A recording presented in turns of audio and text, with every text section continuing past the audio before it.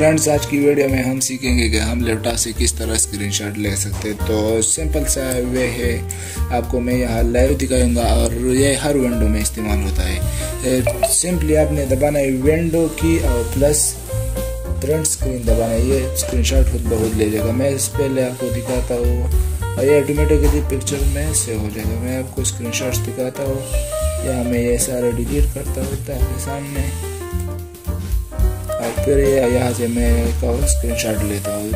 Window की plus front screen आपने दबाना है और ये ऑटोमेटिकली सेव हो जाएगा।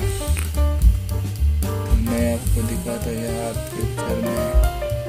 तो फ्रंट जो स्क्रीनशॉट मैंने ली थी वो यहाँ पे आ चुका है, जैसे आप देख सकते हैं।